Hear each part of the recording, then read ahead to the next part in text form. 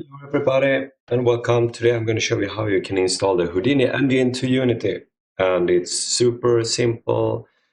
And not only install it, I'm also going to show you how to make a pretty easy Houdini Engine digital asset that you can use inside Unity, so you can see how it works.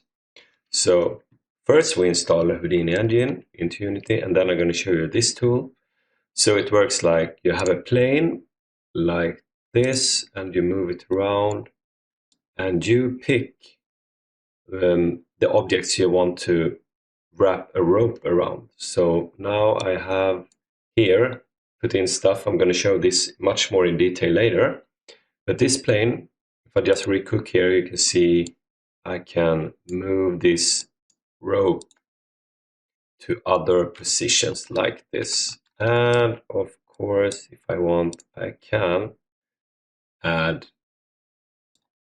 more things, so I can tie it to more stuff like this. So this is what I'm going to show you. We're going to start in a fresh scene and do this from scratch. So first off, I'm going to uninstall the Houdini engine. So this thing, I'm just going to remove it.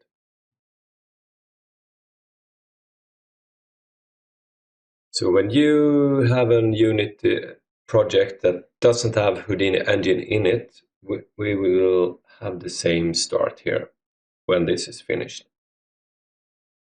So the first thing, you should have a Houdini installed, and if you go into this Houdini launcher, you can see Houdini.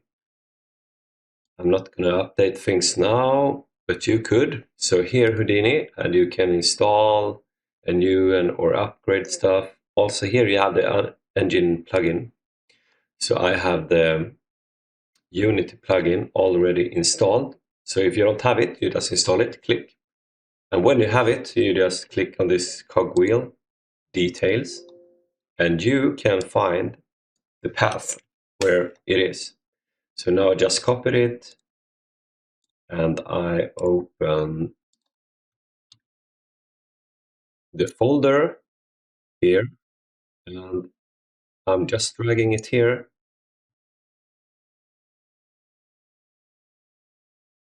You can see that in the plugin folder, it's going to install a Houdini Engine Unity stuff. And this is what we want. So we just do import. And now you can see up here where it says Tools and Windows. Eventually, when it's finished, it's going to pop up a Houdini menu, Houdini Engine. And now it's installed and everything is good to go. So let's say that we have these cylinders. Actually, I'm going to go and copy the, let's see, I'm going to go and copy these, so I don't need to do them from scratch. With just cylinders like this. So in here you have different stuff. You have installation info and a lot of different stuff. I'm not going to go through them all. I'm just going to show quickly. For instance, Houdini Engine Tools, they have some tools already for you if you want to use it. I never use them. I'm just going to show it. So here, if I press this Boolean and create tool, you can see here it pops up. And this is we're going to do our own in a few minutes, but I'm just going to show you how it works. So here there is some things, and we have asset parameters. This is where you can interact with the tool that you all yourself add. And here we have the input nodes. So Boolean tool is some kind of cutting tool. So in the input nodes object A, we want to add a slot. Or actually we can, in this case, we can do selection window. So if we select the cylinders like this, accept, we have that in the object A, and in object B, we want the tool, the other thing that we want to cut with. So if we just do a sphere and we add it to here, yeah, something, and we add to the object B a slot, and we just add the sphere here. So what here intersection operation, intersect is that we save what these things intersect. We're going to do subtract cylinders with the sphere. So if we now hide the sphere and the cylinder, you see the Boolean tool working. So this is how you can make a tool. And if we just move the sphere up and update here, you see it cut it out like this. So we're gonna do this from scratch, but another tool. And I'm gonna keep these ones like this. And also I should mention in here, you have this labs package, and you need this one as well. So install this piece too. So I have a Houdini opened up here, empty, and I'm gonna save it in this. I'm gonna delete this old file. So this here, I'm gonna save my Houdini where I'm gonna save the Houdini file so I know where it is. So I'm gonna have it in my Unity project like this. And now it do exist here. I do it for organization purpose. So first off, we need a geometry node because we're gonna work with geometry. And we're gonna have some cylinder tubes, it's called in Houdini. And they're gonna be a little bit higher, something like this. Also, I'm gonna make sure they are end caps like this. It's important later on. Make another one. And this one I'm gonna move like this. So some shortcuts that's nice to have. If you just select everything and press Alt and drag like this, you have a merge node, or you could just do merge like this and place them like this. Good to know maybe. And here, so we have the cylinders, tubes, and I'm making a new one actually. So this is our representation that we want to have later on. And also we need a grid. It's called grid in Houdini, not plane. And I'm gonna make sure it's the resolution doesn't need to be that high, you know, like this. It's just gonna be plain, simple plane like this. And actually not that big, I like when it's smaller. And if I adjust the reference by clicking here, I can see its cover is good. And first, I'm actually gonna just use one tube. Take it in steps.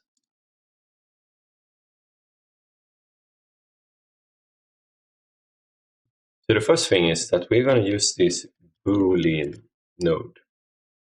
And what we're gonna do is plug in them both like this. So we have, what's going on here is that in the Boolean, you have the set A, set B.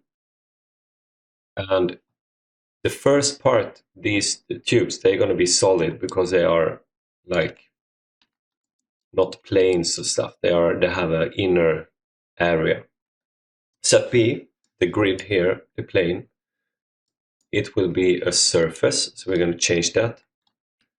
And then it works as expected. And we're also going to do, not subtract, but we're going to do intersect. That gives us this plane here. Well, plane of the tube intersect, and we're gonna make And let's see, we're going to make a sweep. And this sweep is going to make a wire for us. And it give this thing, red thing, because it expects something in this second input. But we're just going to make, instead of using the second input, we're going to do surface shape. A second input, we're going to change that to round tube. And here you see we have the tube. So if we press this reference, well, actually this one, you see it's working, but it's intersection into the tube.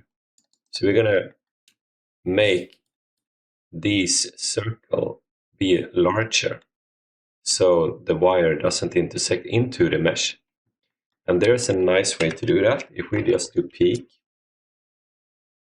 and just put it out a little bit like this, then you see that we make this object bigger so we can have it fit, let's see, like this, right? And we're going to do it procedural, so we just take the radius, right click, copy parameter, because we want to change this radius, and the thicker the radius is, the longer it should be peaked out with this node. So if we just right click, past relative reference, and now you see if we change the radius, it's going to always make sure it's on the edge. So this is super nice. And also, if we go into and check to the UV mapping, we can actually UV map in the sweep right along, so we don't need to bother about that later. So in the UVs and attributes, we just click Compute UVs, and you see it has expanded like this in a really good way, because then we can have a tiling texture for this tube. So let's say we want to have more tubes and make it around more ones. Then we need to do what happens as the setup is now, we just get them around each one. But if we wanted to go around all of them, we need to, after the Boolean, when we have this, when we have these circles, we're going to use the convex pull, and that will make this shape. But this shape expect a solid and some kind of mesh that has some inner area. So we just need to make this labs extract silhouette, and we want to project it from the eye, from the top. And then you see we have a clean one that looks, if we do wireframe up here or W, we can see it, and this is great. This is what we want later. And if you don't find this extract silhouette, that could be because you don't have the side effects labs installed. And the way you do this, you install it here and restart Houdini. And maybe you don't see it even though, and then you can, in this plus, you do shelves and you find side effects labs here, tick, and also find it, and maybe you need to update the toolset and follow the instructions here and restart Houdini. And then you will have these tools and also all these here. There are a lot of stuff. So we plug this one in and we see there is something going on, but it looks a little bit weird because the sweep expect normals in a certain way. And there is actually no, let's see what's happening here. Normals is only pointing upwards like this. And in order for sweep to work, the normals should be in a certain direction, or if it's missing normals, sweep will take care of it itself. So we're just going to use this clean node, and we're going to remove the normals. I'm just going to tick here. The star means remove all the attributes. And then the sweep going to take care of that itself. So I will kind of have the setup for this tool. So what we want to do, these things here, we want to control that in Unity. So the only thing we need to do now is to, if we just select these nodes and we press this subnet button, it just packets into a folder for us. So we're going to make this a row tool, and if we go inside here, you find the stuff. These are this is the input 1, input 2, so it's important to put the stuff in the right input order.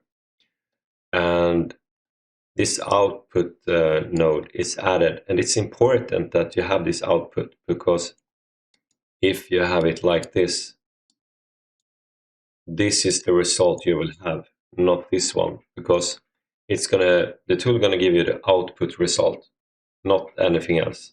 So it's important to make sure you have it plugged in this order like this. So we have input label. You can change the input label to cylinders, and this is going to be a plane. And now we're going to make a digital asset up from this, so we can use this part inside of Unity. And we just right click, digital asset, create new. And here it's going to be rope tool, and we're going to remove author, branch, and version, because you can see down here it adds naming stuff. Of course, really good if you're in a big environment, you need to know who the developer is and so forth. But we're gonna do it simple, and also tab menu entry. If you right click here, you see digital assets. And I actually just made a rope tool in advance, so I better change it. But menu entry says where do you want to place it, and I want to place it in digital assets, and you can have my special tools, something like that. So we're going to do rope cylinder tool, and it's going to be saved in this direction. So just a note, when you install Houdini 20, your tools won't be you won't be able to find them in here, because Houdini 20 looks for the tools in Houdini 20/OTLs. So just a reminder, if you ever notice your tools disappear. And there's so much more to say about this, but I'm going to keep it simple. So rope cylinder tool, and I'm going to do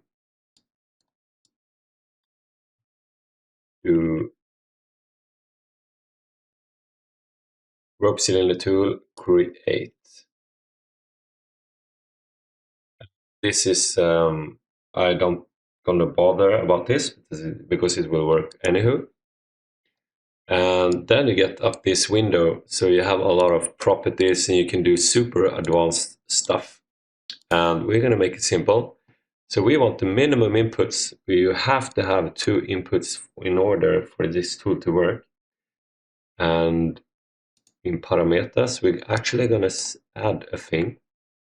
So if we have this window open, and we open the folder here, and we go into the sweep and back to surface, and then if we just drag and drop the radius here, we have the radius so we can control it later on. So I don't want the radius to be less than 0.01, and 1 would be enough big. So I'm going to accept it, and the same error as before, I'm going to ignore it, and we have the tool finished. So let's say we want a new tool. Let's say so this key means that we have it open for editing. well, a lock, I would say. So if we want to, so let's say if I do like this and rope cylinder tool, you see this one has a gray lock. That means we can't go inside and change stuff here. But this one is unlocked, so we can go in and change stuff here. So the reason is you might want to go inside and update it. So if I do, let's say, a null node that doesn't do really anything, add it here. And then I do right click, save node type. I actually, and we can do, yeah. So if I now go into this locked one, you see I updated all other, the base tool. So everything else is going to be updated. So that's how that works. So now when we have the tool finished, we're going to import it here. And let's see, this digital asset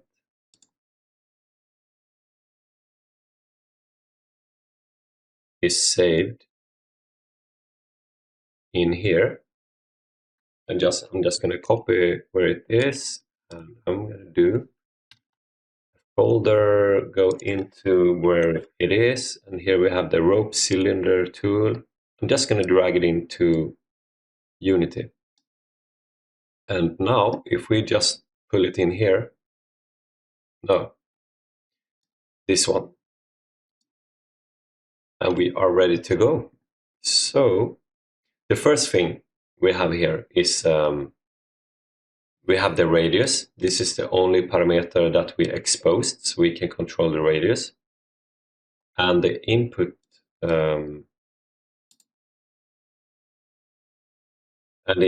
nodes, that's going to be the cylinders. We put a label on it, so we can do select window and put in what cylinders we want to add.